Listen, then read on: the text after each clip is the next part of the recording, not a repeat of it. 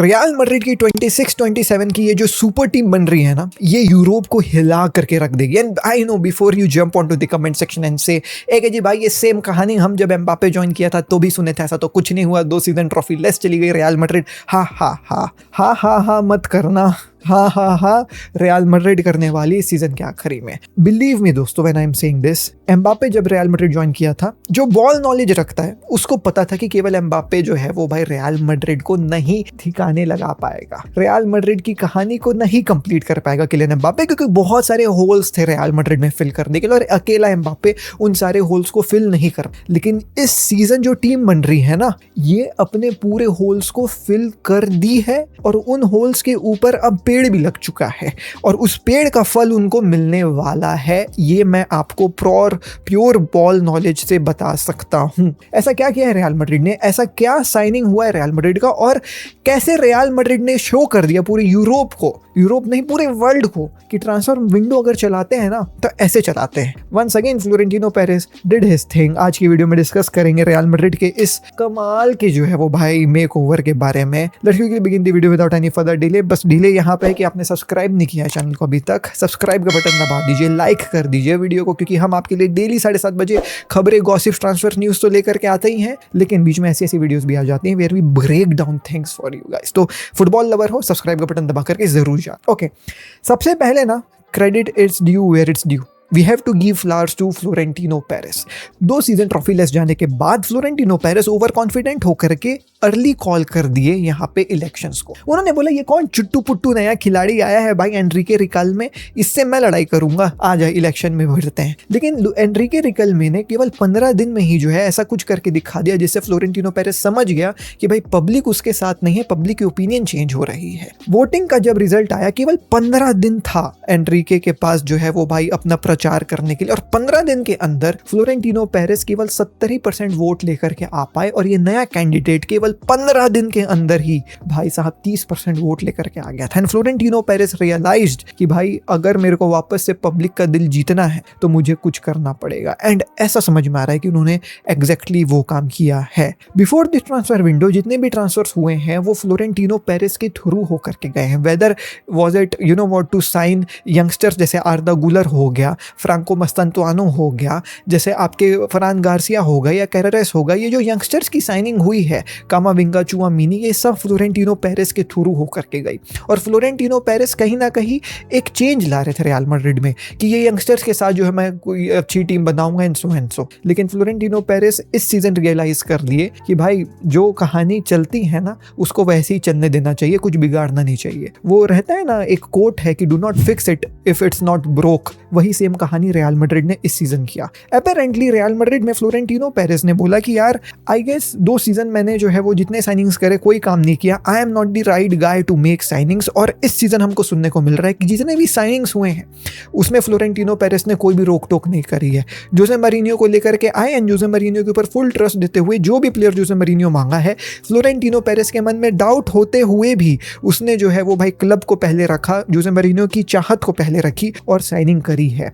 And I am telling you with this full confidence because ये चीज़ मैंने बहुत closely monitor किया है। रियल मैड्रिड का एक पॉलिसी रहता था कि भाई वो कभी भी 30+ प्लेयर को साइन नहीं करेंगे, 30+ एज वाले प्लेयर को रियल मैड्रिड साइन नहीं करेगी। ये उनका जो है वो लिखित पॉलिसी था जो फ्लोरेंटिनो पेरेस बहुत स्ट्रिक्टली फॉलो करते हैं। बट इस सीजन रियल मैड्रिड ने अपनी उस पॉलिसी को, फ्लोरेंटिनो पेरेस ने अपनी उस पॉलिसी को खुद अपने हाथों से फाड़ करके जो है साइन किया है बर्नार्डो सिल्वा, साइन किया है डमफ्रीज। आप समझ सकते हो दोस्तों ये 2 साइनिंग ऐसी है जो एक्सपीरियंस तो लेकर के आती है टीम में, लेकिन भाई साहब ये वो प्लेयर्स हैं जो टीम को, यंग टीम को एक लीडर का भी जो है वो भाई रोल देंगे। जोसे मरीनो को उनका पुर्तगीज राइट हैंड भी मिल गया बर्नार्डो सिल्वा के जो है वो नाम पे। तो यहाँ पे फ्लोरेंटिनो पेरेस को मैं दाद देता हूँ और यही चीज जो है वो दूसरे प्रेसिडेंट्स और फ्लोरेंटिनो पेरेस को थोड़ा सा डिफरेंट करती है कि भाई उनको जब समझ में आ जाता है कि भाई it's it's not right for me to step in हर चीज़ में, जो तो वो क्लब के इंटरेस्ट को हमेशा पहले रखते हैं और उसका पूरा फायदा रियल मैड्रिड उठाती है। अब रियल मैड्रिड के बारे में बात कर लूँ स्पोर्टिंग वाइज, तो देखो दोस्तों, रियल मैड्रिड में जितने प्रॉब्लम्स थे पिछले सीजन, उन्होंने इस सीजन जो है वो उसको सॉल्व कर दिया है। आपने पिछले सीजन देखा कि भाई रियल मैड्रिड काफी ज्यादा वीक नजर आ रही थी सेंटर बैक वाले पोजीशन में, इंजरी हो गई थी मिलिटाओ को, इंजरी होने के बाद भाई वहां पे असेंसियो आ रहे थे, डीन ह्यूजन आ रहे थे, और रूड्रिगर के साथ उतना अच्छा दोनों का जो है वो भाई वो बन नहीं पा रहा था। असेंसियो भी जो है वॉश नजर आया बहुत टाइम पे, डीन ह्यूजन भी ऐसा कुछ कुछ मूवमेंट्स में समझ में आया कि यार बड़े स्टेज में खेलने के लिए तैयार नहीं है। रियल मैड्रिड ने क्या किया, उस गलती को पकड़ा, उस चीज को देखा कि सेंटर बैक वाला पोजीशन में ठीक नहीं लग रहा है, they went ahead and signed one of the best centre back in Premier League, Konate. Konate को बहुत लोग जो जज कर रहे हैं केवल पिछला सीजन देख करके, लेकिन वो भूल गए हैं कि उसके पिछले के सीजन कितना बेहतरीन प्लेयर है Konate. You just can not एक सीजन से जज एक player, and Konate is one of those player. तो रियल मैड्रिड ने देखा सेंटर बैक वाली पोजीशन में दिक्कत हो रही है, सेंटर बैक वाली पोजीशन में डेप्थ नहीं है, तो भैया लेकर के आ गए हैं कोनाटे, जो डायरेक्ट अब स्टार्ट कर सकता है रियल मैड्रिड में। मूविंग ऑन, उन्होंने देखा कि भाई लेफ्ट बैक वाली पोजीशन में काफी ज्यादा प्रॉब्लम है यार, मेंडी, फरहान गार्सिया, कैरेरेस, 3 साइनिंग्स हो गई, लेकिन उसके बाद भी जो है वो भाई हल नहीं निकल करके आ रहा है। ऐसे गए और वन ऑफ द बेस्ट जो है वो भाई साहब लेफ्ट बैक को लेकर के आ गए, और वो ला मासिया का प्लेयर था यार, सिर पकड़ लेना चाहिए बार्सिलोना को अपना कि कैसे ला मासिया का प्लेयर रियल मैड्रिड ज्वाइन कर लिया। बट देखिए रियल मैड्रिड का है अब कुकुरेला, रियल मैड्रिड के होने से पहले ही जस्ट भाई साहब you played the World Cup and he undoubtedly जो है वो played a very major role वो स्पेन को वर्ल्ड कप जिताने के लिए। तो वर्ल्ड क्लास लेफ्ट बैक ला करके उस भी प्रॉब्लम को सॉल्व कर दिया जो 2 सीजन से प्रॉब्लम चल रही है। मूविंग ऑन, उन्होंने देखा कि यार क्रूज का रिप्लेसमेंट नहीं हो पा रहा है, ये ना कामाविंगा से हो पा रहा है, ना ये चुआमिनी से हो पा रहा है, तो क्या किया जाए। देखो अब रॉड्री से बात चल रही है, क्रूज रिप्लेसमेंट। फिर से अपने उसूलों को साइड में रख करके रियल मैड्रिड ने अपने क्लब के इंटरेस्ट को पहले रख, रॉड्री से बीफ है रियल मैड्रिड का। रॉड्री के बैलन डोर जीतने के चलते रियल मैड्रिड ने बैलन डोर बॉयकॉट किया। रॉड्री के बैलन डोर जीतने के चलते जब मैनचेस्टर सिटी और रियल मैड्रिड का मैच हुआ था यूसीएल का, तो बड़ा सा पोस्टर लगा था, रॉड्री ने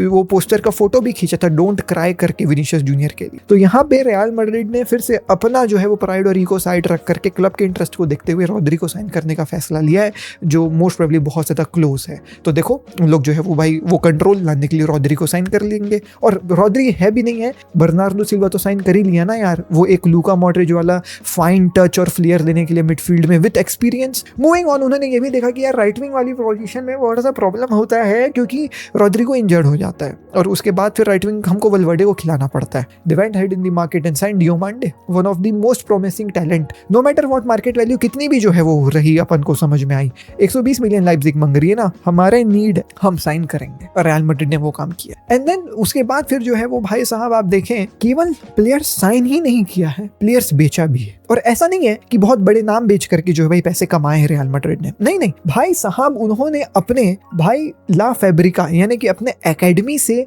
इतने सारे प्लेयर्स निकाल दिए, जो उनको एकेडमी के प्लेयर्स को सेल करने के बाद 196 मिलियन जो है वो भाई एज ट्रांसफर फी मिलने वाला है। And let me tell you one thing as well, जब कोई भी क्लब अपने एकेडमी के प्लेयर को सेल करती है ना, तो वो जो 196 मिलियन है, जो भी पैसा एकेडमी के प्लेयर को साइन करने के बाद मिलता है, वो प्योर प्रॉफिट के तरीके से जो है भाई लिखा जाता है आपके जो है वो कैश बुक में, कैश रिकॉर्ड्स में। मतलब एकेडमी के प्लेयर को बेचने के 2 फायदे हैं, एक तो आपने यंग प्लेयर बेच दिया तो पैसे आपको ज्यादा मिल नहीं, और दूसरे आपके बुक्स बहुत ज्यादा जो है वो प्योर हो जाता। और रियल मैड्रिड ने अपेरेंटली 196 मिलियन की सेलिंग करी है केवल अपने एकेडमी के प्लेयर्स को बेच करके। Nico Paz 60 million, Gonzalo Garcia to Fulham 40 million, 20 million Victor Munoz to Liverpool, 15 million में Mario Gila to AC Milan. 15 million Mario Gila, कभी नाम सुने हो तुम लोग इसका? नहीं सुने होगे है ना। 15 million Alvaro to Bournemouth, 10 million में सीजर पैसेलियोस टू फुलहम। कौन है ये सीजर पैसेलियोस? तो मैंने कभी नाम नहीं सुना। 8 मिलियन में Jacopo Ortega to Strasbourg, 8 million में विक्टर टू फ्लोरेंटीना, 12 मिलियन में Alex Jimenez to Bournemouth, 3 million में Mario Martin to Getafe, 4 million में Fran Garcia to Real Betis. अब आप समझिए यहाँ पे जो है वो भाई इतने सारे प्लेयर्स को बेच करके 196 मिलियन जो है वो रियल मैड्रिड ने बना लिया है अपना। यानी कि आप अगर इनके बुक्स को देखोगे तो प्लेयर्स खरीदे भी बेहतरीन है और बेचे भी बेहतरीन है, जिससे भाई साहब अपन को समझ में आ रहा है कि कैसे ट्रांसफर विंडो चलाना चाहिए किसी क्लब को। और शर्म आती है मुझे ये बोलते हुए as a Barcelona fan that Barcelona transfers में कितनी खराब है, आप इससे अनुमान लगाइए। Dro was considered as one of the brightest youngsters मैं बोलूँ खेलूंगा in Spanish football. He played under Hansi Flick, everybody said he is the next Pedri. Dro का ज्यादा नाम है कि नहीं है as compared to Cesar Palacios, जो भी नाम है उसका, है ना। मार्केट में सीजर पालासियोस को कोई नहीं जानता है, लेकिन ड्रो को सब जानते थे। ड्रो को बार्सिलोना ने पीएसजी को कितने में बेचा है दोस्तों?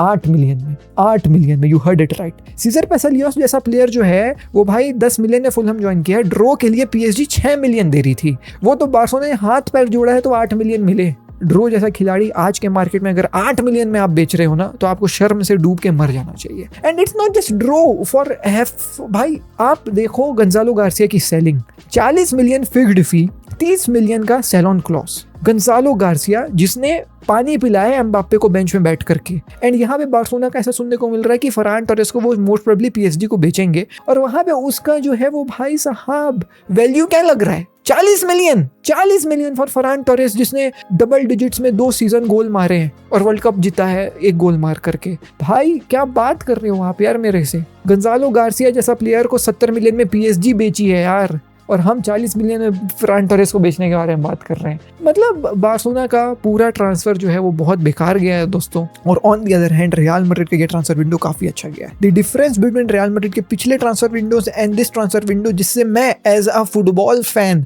थोड़ा सा डर रहा हूँ, इस कि ये जो ट्रांसफर विंडो में साइनिंग्स हुई है ना, हर एक साइनिंग इंप्रूव करेगी रियल मैड्रिड को, नॉट लाइक पिछले सीजन, नॉट लाइक उसके पिछले सीजन। और इस इंप्रूवमेंट को लाने के लिए जिस तरीके से फ्लोरेंटिनो पेरेज ने अपना ईगो साइड रख करके क्लब को जो है वो भाई पहले रखा, उसके लिए मैं फ्लोरेंटिनो पेरेज को सलाम करता हूँ। यही धोस्तों आज की वीडियो। अगर वीडियो अच्छी लगी तो लाइक कीजिए, सब्सक्राइब कीजिए और शेयर कीजिए अपने दोस्तों के साथ। बाकी मैं मिलता हूँ ऐसी किसी अलग वीडियो में। टिल नेक्स्ट वीडियो में, जय हिंद, वंदे मातरम।